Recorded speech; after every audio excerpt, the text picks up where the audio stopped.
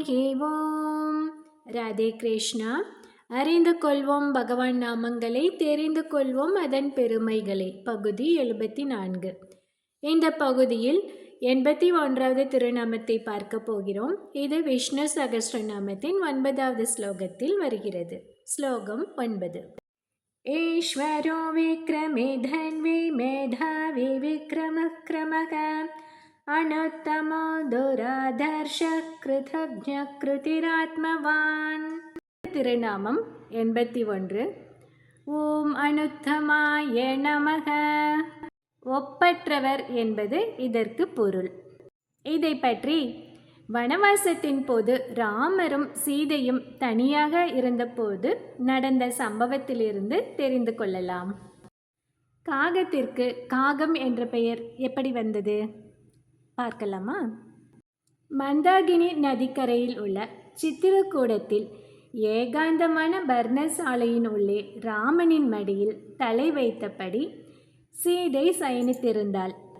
அப்போது இந்திரனுக்கும் ஒரு காகத்துக்கும் பிறந்த மகனான காகாசுரன் சீதையின் மேல் மோகம் கொண்டு அவள் மார்பில் வந்து கொத்தினான்.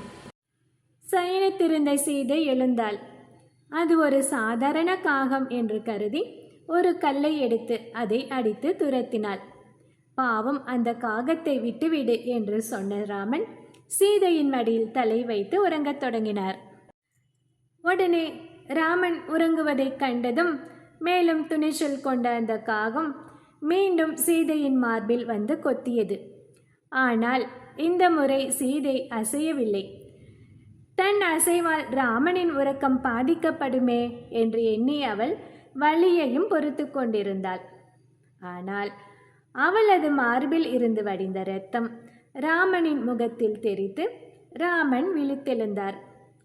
சீதையின் மார்பில் இருந்த இரத்தம் பெருகி வருவதைக் கண்டு உறங்கிக் கொண்டிருந்த 5 தலை நாகத்தோடு விளையாடியவன் யார் என்று கோபத்துடன் கேட்டார். அப்போது தூரத்தில் இருந்த ஒரு மரத்தில் அமர்ந்து கொண்டிருந்த காகம் அங்கிருந்தபடியே ராமனுக்கு அழகு காட்டியது. ராமன் கையில் அப்போது ஆயுதம் எதுவும் இல்லை என்ற தைரியத்தில் காகம் அவ்வாறு செய்தது. ஆனால் வல்லவனுக்கு புல்லும் ஆயுதமாயிற்றே. தான் சயனித்திருந்த தர்பை பாயிலிருந்து ஒரு புல்லை எடுத்த ராமன் அதில் பிரம்மாஸ்திரத்தை ஜபித்து காகத்தின் மேலே ஏவினார். காமத்தோடு சீதையை பார்த்து கொண்டிருந்த காகத்தை பிரம்மாஸ்திரம் நெருங்கிய அளவில் அதன் வெப்பம் தாங்காமல் காகம் பயந்து ஓதத் தொடங்கியது. காகம் ஓடினால் பிரம்மாஸ்திரம் அதை துரத்தும். காகம் நின்று திரும்பி பார்த்தால் பிரம்மாஸ்திரமும் நின்றுவிடும். அதிலிருந்து தப்பிக்க வழி தெரியாத காகம் தன் தந்தையான இந்திரனின் இருப்பிடத்திற்கே சென்று அடைக்கலம் கேட்டது. இந்திரன் என்ன சொன்னான்? இங்கே வராதே. உனக்கு அடைக்கலம் கொடுத்தால் இந்திரலோகமே ராமபாணத்துக்கு இரையாகிவிடும் என்று கூறி கதவை அடைத்து விட்டான் இந்திரன். மற்ற தேவர்களின் உலகங்களுக்கெல்லாம் சென்று அடைக்கலம் தேடிய காகத்துக்கு யாருமே அபயம் அளிக்கவில்லை. எத்திசையும் உழன்றோடி இளைத்து இறுதியில் ராமன் திருவடிகளேயே வந்து விழுந்தது அந்த காகம்.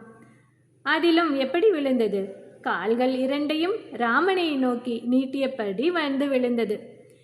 தன்னிடம் பிழை இழைத்ததையும் பொருட்படுத்தாத சீதை அந்த காகத்தின் மேல் கருணை கொண்டு அதன் தலை ராமனின் திருவடிகளில் படும்படி கிடத்தி, இதோ சரணாகதி செய்த இந்த குழந்தையை மன்னித்தருளுங்கள் என்று வேண்டினாள். சரி, உனக்காக இவனை மன்னிக்கிறேன். இருந்தாலும் இவனை நோக்கி எய்த என் பானத்துக்கு இலக்காக ஏதோ ஒன்றை தந்தாக வேண்டுமே.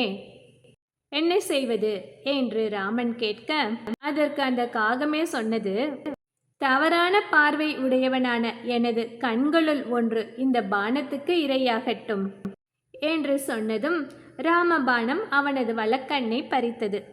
இவ்வளவையும் செய்த காகாசுரன் மேல் கருணை கொண்ட ராமன், உனது வலது கண் பறிப்போனாலும் இடது கண்ணாலேயே இருபுறமும் பார்க்கும் ஆற்றல் உனக்கு உண்டாகட்டும் என்று வரமளித்தார்.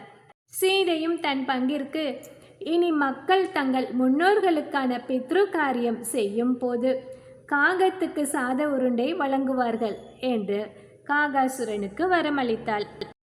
பெரும் தீங்கு இழைத்த என் மீது கருணை காட்டிய சீதையைப் போல குணமுடையவள் எவள்? சரணம் என்று வந்தமையால் பாவியான என்னையும் மன்னித்தருளிய ராமனை போன்ற சீலன் எவன் என்று காகாசுரன் விசாரம் செய்ய தொடங்கினான். கா என்றால் சமஸ்கிருதத்தில் எவள் என்று பொருள். க என்றால் எவன் என்று பொருள். காகாசுரன் சீதையை போன்றவள் எவள், ராமனை போன்றவன் எவன் என்ற பொருளில் கா கா கா கா என்று விசாரம் செய்ய தொடங்கியதால் அவனையும் அவன் இனத்தையும் காக என்றே மக்கள் அழைக்கத் தொடங்கினார்கள். அதுவே காகம் என்றானது.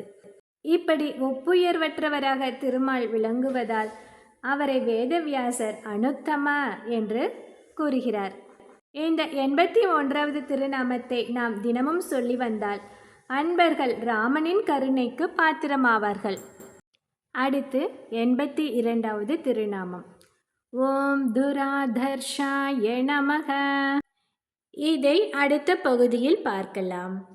ஹரி ஓம்.